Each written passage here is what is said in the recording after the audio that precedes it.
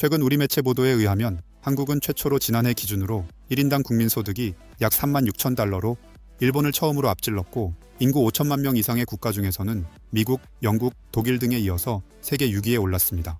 하지만 이는 5년마다 한 번 GDP 등 통계를 위해 기준연도를 변경하는데 이번에 기준연도를 2015년에서 2020년으로 변경한 결과에 따른 것이라고 합니다.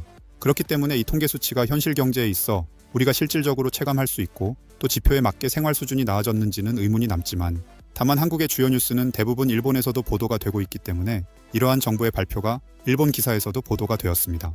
그리고 스위스 국제경영개발대학원 IMD의 국가 경쟁력 평가에서 한국이 평가 대상국 67개국 중에서 20위로 처음으로 독일을 제치면서 역대 최고 순위를 기록했다는 보도가 있었습니다.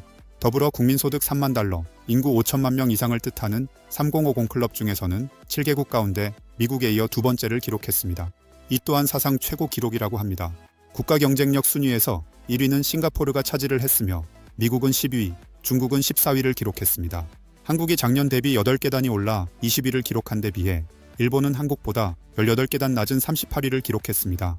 물론 앞에서 언급한 것처럼 전반적으로 평가 기준이 기업하기 좋은 나라에 맞춰져 있기 때문에 국가 경쟁력 순위와 국민들이 실제로 체감하는 경제 수준과는 차이가 있다고 봐야 할 것 같습니다. 우리가 일본이라는 국가의 국민들을 떠올리면 그들이 한국에 대해서 어떤 생각을 가지고 있을지 미루어 짐작을 해볼 수가 있습니다. 일본과는 비교조차 할 수 없었던 못살고 가난했던 한국의 기억에서 머물러 있고 싶을 겁니다. 그래서 대만이 일본을 추월하는 건 이해할지언정 한국이 어떤 면에서건 일본을 앞서가는 건 부정부터 하고 보는 것일 텐데요. 그럼 국가 경쟁력 순위 기사에 대한 일본 누리꾼들 반응 보겠습니다. 국가 경쟁력 그 자체가 의미불명하다. 상위는 싱가포르, 스위스, 덴마크, 아일랜드, 홍콩 등이지만 미국, 중국, 독일, 일본이 진짜로 상위의 나라와 경쟁하면 상위 국가는 전혀 상대가 되지 않을 것이다. 무엇이든 간에 랭킹이 유행이라지만 국가 경쟁력이라는 의미불명의 랭킹 그 자체는 의미하는 바가 크게 없다. 스위스 국제경영개발대학원이란 무엇을 하는 곳인가? 상위에 랭크되어도 출산율이 극단적으로 낮고 자살률이 높은 나라. 어려운 경쟁사회에서 지치고 실증이 나서 국외로 사람이 대량 유출되는 나라. 국민이 각계층에서 서로 으르렁거리고 미워하고 항상 서로 욕하는 나라 등은 결코 누구도 부러워하지 않는다. 어느 나라라고는 하지 않겠다. 어느 나라든 자기가 상위권을 차지할 수 있는 분야를 갖고 싶은데 정상적으로 싸우면 못 이기니까 일부러 이런 걸 만들어서 배출구로 삼을 뿐이다. 약칭 IMD는 결코 대학원이 아니라 스위스 로잔에 거점을 둔 비즈니스 스쿨이 맞다. 단지 경영자 교육을 제공하는 조직이다. 그것을 잘못 파악하기 때문에 발표된 결과를 중요하게 취급하고 또 고마워하고 있는 것이다. 시시한 이야기다. 일본의 실력은 솔직히 지금 순위가 적정치이다. 버블기에는 세계가 혼란스러워서 라이벌의 부재 속에서 세계에 저렴한 일본 제품을 수출할 수 있었다. 현재 일본인은 성실하다고는 하지만 중요한 건 틀에 박힌 것밖에 할 수 없다. 한국은 노조 문제에 끊임없이 시달리고 있고 중국 정부의 간섭이 매우 심해져 언론의 자유가 없어지고 있는 홍콩이 5위라니. 한국은 더 순위를 올려서 통화 수합은 필요 없다는 것을 보여주었으면 합니다.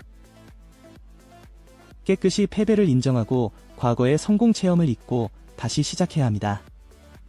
일본인의 가장 나쁜 점은 나쁜 점이 어디에 있는지 알고 있어도 논의를 거듭할 뿐 실행에 착수하지 않는다는 점입니다. 남을 비판하기만 하고 마치 자신은 피해자 같은 얼굴로 스스로는 아무것도 하지 않고 누군가가 어떻게 해주길 마냥 기다리고 있습니다. 이래서는 나라가 좋아질 리가 없습니다. 국제 경쟁력에 있어 한국이 일본보다 상위에 위치한 내용의 기사에는 항상 한국 비판이 줄을 잇는다. 대부분의 경우는 그 한국 비판 코멘트가 패배에 대한 아쉬움처럼 보여서 보기 불편하다. 국가 경쟁력의 기준은 기업이 경영하기 좋은 환경을 만들 수 있는 능력을 평가한다라고 되어 있습니다. 전기세와 세금을 저렴하게 해서 가격 경쟁에서 이길 수 있는 기업을 만들어내고 있는 한국이 유리할 것입니다. 한국은 일본을 따라잡고 능가하기 위해 일본의 기술을 흡수해왔다. 홍콩, 대만, 중국에게 추월당했음에도 불구하고 일본은 여전히 잠들어 있다. 벨이 울려도 아무도 깨어나지 않는다. 많은 일본인들이 한국과 동남아시아 국가들보다 낮은 순위에 있다는 것을 인정하지 않겠지만 인정하지 않으면 일본은 더욱 하락할 것이다. 일본이 정치, 경제, 사법 등 모든 분야에서 갈라파고스화되고 있다는 심각한 위기의식을 갖지 않는다면 곧 침몰할 것이다. 스위스 국제경영개발대학원은 무엇입니까? 뭐 하는 곳인지 모르겠네요. 그래서 어쩌라는 걸까요? 여전히 랭킹을 좋아하네요. 학생인 한국이 선생님인 일본을 넘었다. 더구나 18계단 차이로. 거짓말이겠지? 스위스 국제경영개발대학원 도대체 뭐 하는 데지? 국가 경쟁력? 한국은 검증되지 않은 출처에서 발표된 데이터를 두고 항상 기뻐하는 나라입니다. 이것으로 통화 수합도 필요 없겠네요. 순위가 낮은 일본에 의지하지 않을 것을 부탁드립니다. 지금까지는 한국만 비판하고 경계했지만 태국, 말레이시아, 필리핀, 인도네시아 등 다른 아시아 국가들에게도 엄청나게 따라잡히고 있다. 이런 마이너 순위, 거의 아무도 모르는 랭킹을 잘도 찾아내는군요. 일본보다 한국이 경제대국일까? 지금의 일본에 삼성 같은 세계적 기업이 없다. 한일 통화 수합 협정을 체결하고 있지만 N보다 원이 통화 가치가 더 있는 것일까? 일본은 점점 가난한 나라가 되어간다. 한국인 여러분, 세계에서도 유수의 경쟁력을 가진 나라 안에서 우아하게 지내주세요. 결코 일본을 향하지 않도록 해주세요. 정말 아무도 모르는 사소한 조사에서 몇 위였다고 환호하는 걸 좋아하네요. 전 세계의 랭킹을 조사하는 담당자라도 두고 있는 건가? 차라리 한국 내 기관에 연구조사를 시켜 한국은 모든 지표가 세계 최상위권이라고 하면 간단하지 않나요?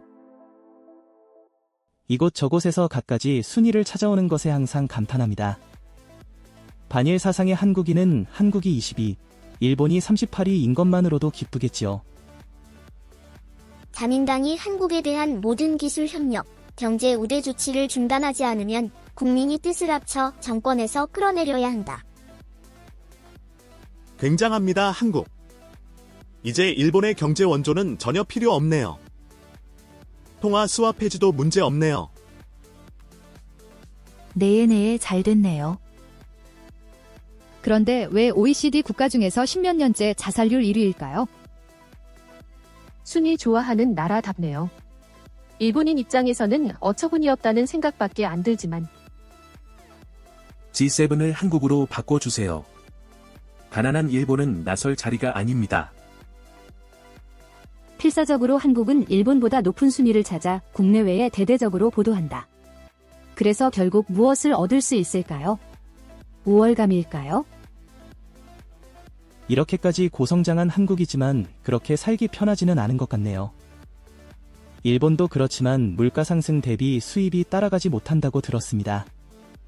그렇지만 한국 젊은이들의 실업률은 상당히 커서 한국 국내에서 취업하기보다 가능하면 일본에서 취업하고 싶다는 젊은이들이 많다고 들었습니다.